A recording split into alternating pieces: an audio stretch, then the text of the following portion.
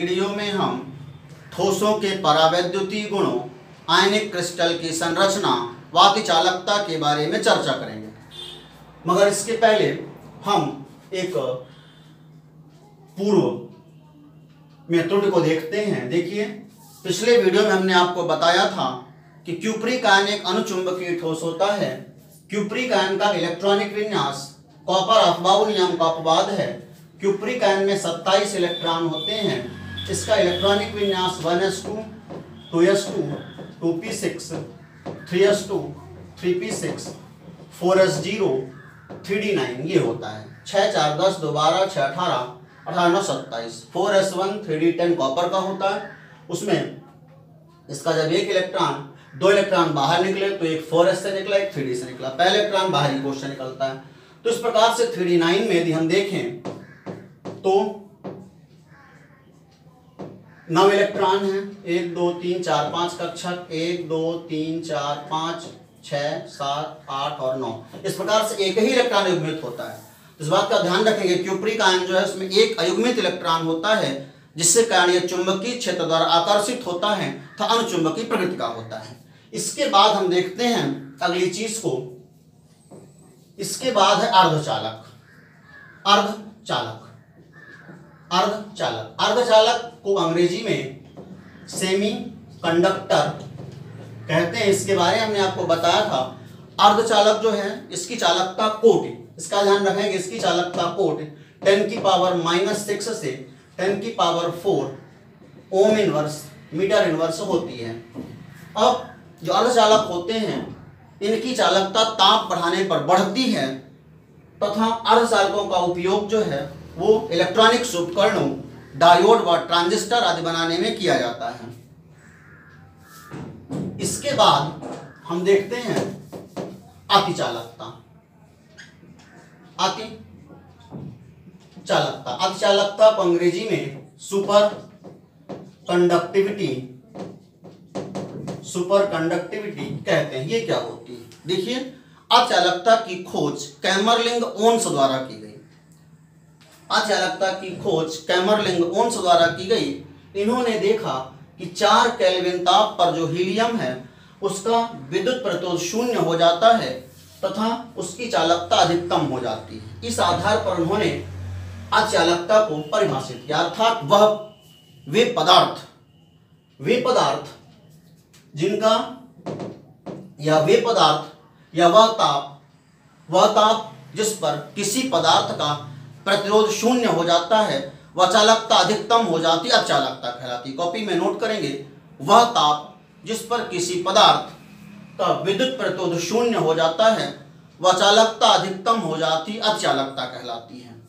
धातुएं जो है वो 2 केल्विन से 5 केल्विन ताप पर इनका विद्युत प्रतिरोध 0 हो जाता है, वह चालकता अधिकतम हो जाती है, अर्थात अचालक हो जाती हैं।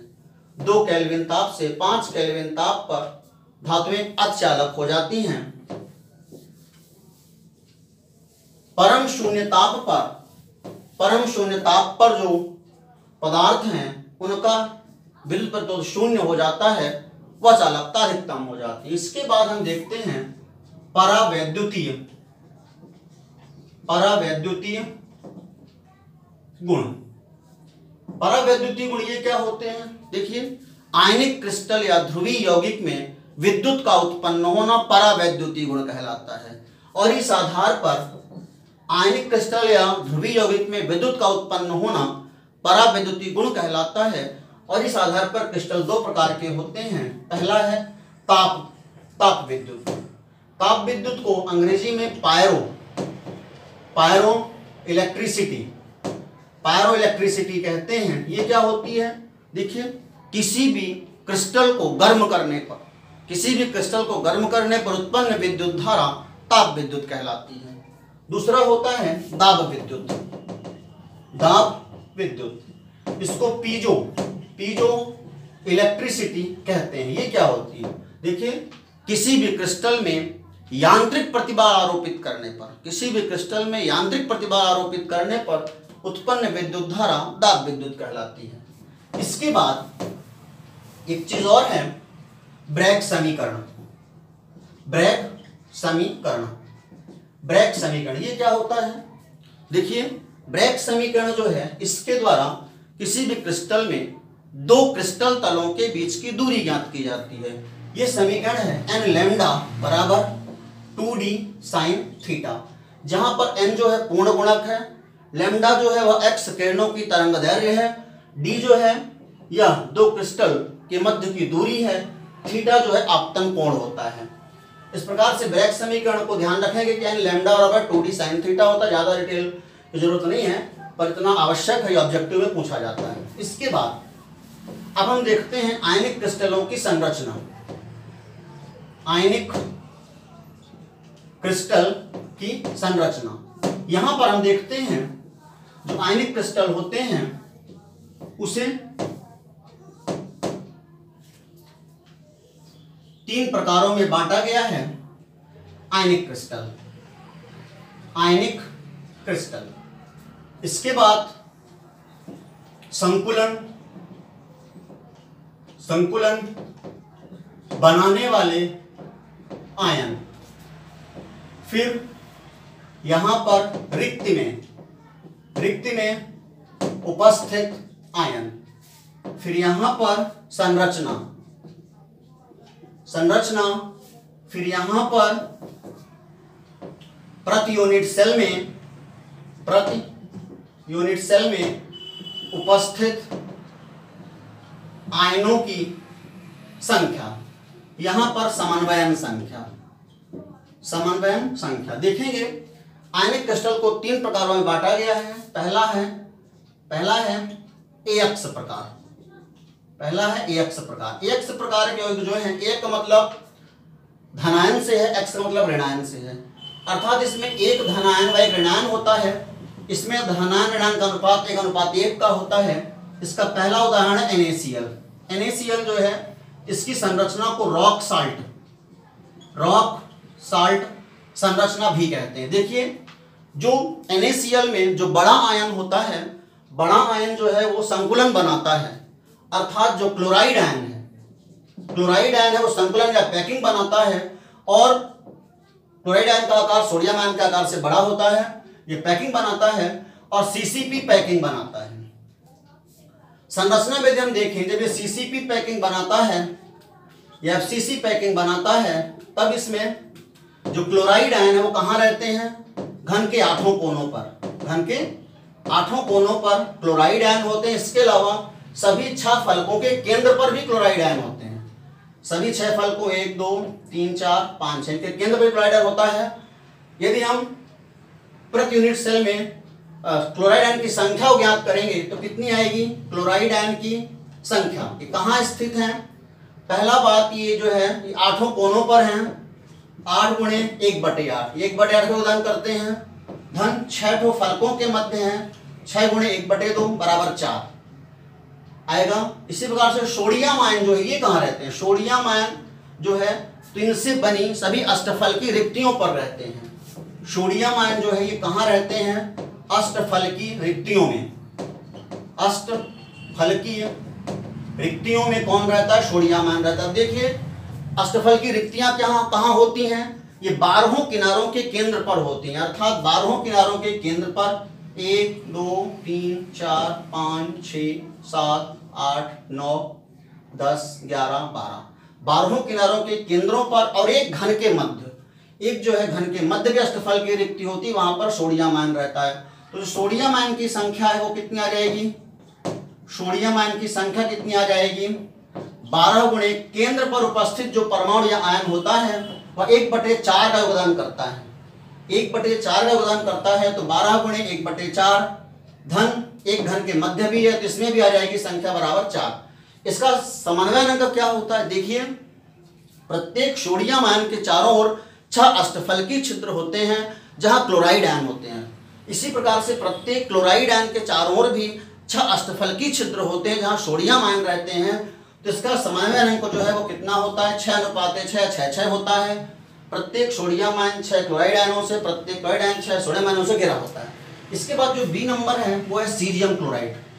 सीजियम क्लोराइड एक प्रकार में सीजियम क्लोराइड जो है अब इसमें क्या है, सीजियम आयन व क्लोराइड आयन का आकार लगभग बराबर होता है। अब इसमें देखिए कोई भी पैकिंग बना सकता है। यदि मान लीजिए क्लोराइड आयन की पैकिंग बना रहा है, क्लोराइड आयन जो है ये सीसीपी व्यवस्था बना रहा है, तो हाँ ये बात जरूर है कि सॉरी हमने आपको बताया था सीजियम क्लोराइड एक बीसीसी क्रिस्टल होता है। ये अंतः केंद्रित घनी इकाई सेल होता है, ये बीसीसी क्रिस्टल होता है। इसमें क्लोराइड आयन बीसीसी पैकिंग बनाता है और जो सीजियम आयन है ये घनी छिद्र में या घन के मध्य, ये जो है घन के मध्य होता है, एक सीजियम आयन घन के मध्य होता है। तो इसकी स्थिति को यदि हम देखें तो ये इसकी संरचना है। NaCl को अलग कर देते हैं, ये NaCl के बारे में था। अब इसमें यदि हम देखें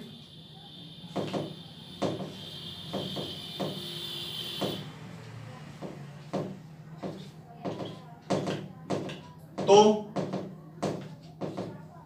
सभी क्लोराइड आयन कहां पर हैं, घन के कोनों पर रहते हैं। वह सीजियम आयन कहां होता है, घन के मध्य, ठीक है ना। तो क्लोराइड आयन की संख्या कितनी आ जाएगी, क्लोराइड आयन की संख्या कोनों पर है 8 गुणे 1/8 बराबर 1। सीजियम आयन कहां है, घन के मध्य है। तो सीजियम आयन की संख्या ये केवल अपना भर योगदान करता है 1। ये कौन सा आयन है, सीजियम आयन, ये केवल अपना भर योगदान करता है, तो इसके बराबर भी 1 होगा। तो इसमें परमाणु संख्या कितनी होती है, 1 आती है।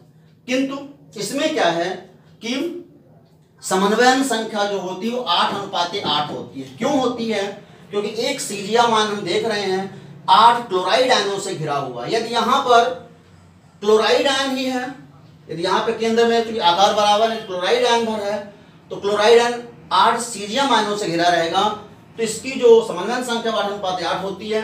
सी नंबर में देखते हैं इसका उदाहरण जिंक सल्फाइड ZnS में सल्फाइड आयन का आकार बड़ा होता है S2 नेगेटिव का, और ये CCP संरचना बनाता है। जो जिंक आयन है ये आधे चतुष्फल की रिक्तियों में होते हैं, आधे चतुष्फल की रिक्ति में एकांतर क्रम में होते हैं। जिंक आयन जो है आधी चतुष्फल की रिक्तियों में एकांतर क्रम में ये हुआ करते हैं। तो यदि हम इसमें देखें, ये जो है सीजियम क्लोराइड के बारे में था। यदि हम इसमें देखें, इसको थोड़ा सा और नीचे लिख दें, zinc sulphide, C number zinc sulphide. जैसा मैंने बताया कि सल्फाइड आयन जो है ये सीसीपी व्यवस्था बनाता है, संकुलन बनाता है। इसमें जो जिंक आयन है, जिंक आयन वो कहाँ रहते हैं, आधे चतुष्फल की रिक्ति में एकांतर क्रम में ये हुआ करते हैं। अब यदि हम इसमें देखें तो इस प्रकार से ये घन है, इसमें सल्फाइड आयन सीसीपी बना रहे हैं, माने कहाँ स्थित है, कोने पर है, फलकों के केंद्र पर है। कोने पर और फलकों के केंद्र पर कौन है, फलकों के केंद्र पर कौन है, सल्फाइड आयन। उसकी संख्या कितनी आ जाएगी, सल्फाइड आयन की संख्या बराबर 1/8 गुणे 8 धन 6 गुणे 1/2 बराबर 4। जिंक आयन की संख्या, जिंक आयन की संख्या जब इसे देखें, जिंक आयन कहाँ स्थित रहेगा, आधे चतुष्फल की रिक्तियों में रहेगा। चतुष्फल की रिक्तियों की संख्या हमने आपको बताया था गोलों की संख्या की दुगुनी होती है। इसमें कितने सल्फाइड आयन आए थे, 4, तो इसका दुगुना 8 आएंगे। अब 8 में 8 चतुष्फल की रिक्तियों में आधे ही हैं जिंक आयन, यानी 8 रिक्तियों में 4 ही रिक्तियां भरी हुई हैं जिंक आयनों के द्वारा। तो जिंक आयनों की संख्या कितनी आ जाएगी, 4 आ जाएगी। तो पर यूनिट सेल में सल्फाइड आयन व जिंक आयन इसमें 4 होते हैं। इसका जो समन्वयन अंक है वो भी 4 होता है, 4 होता है। इसके बाद क्योंकि चतुष्फल की रूप से व्यवस्थित होते हैं, सल्फाइड आयन चारों ओर 4 जिंक आयनों से चतुष्फल की रूप में व्यवस्थित होते हैं, इसलिए 4 समन्वयन अंक होता है। अब हम देखते हैं इसके बाद दूसरा है AX2 प्रकार। AX2 प्रकार इसमें आता है CaF2। CaF2 में फ्लोराइड आयन का आकार बड़ा होता है। तो जो फ्लोराइड आयन है वो CCP संरचना बनाता है, और जो कैल्शियम आयन है वो इनकी रिक्तियों में रहता है। ये कहाँ रहता है, अष्टफल की अष्टफल की रिक्ति में।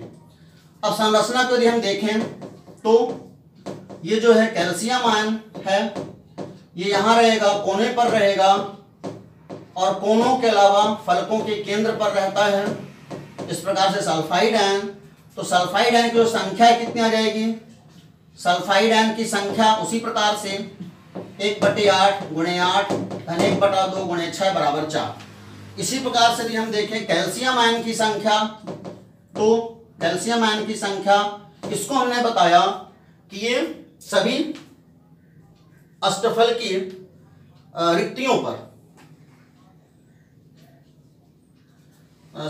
यहाँ पे त्रुटि हुई, सभी चतुष्फल की रिक्तियों पर रहते हैं, ये सभी चतुष्फल की रिक्तियों पर रहते हैं।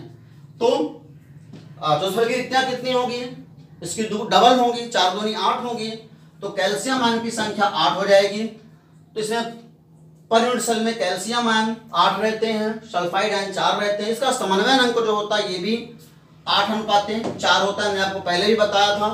इसके बाद हम देखते हैं एक और टाइप है इसका, जो तीसरा प्रकार है उसे देखते हैं।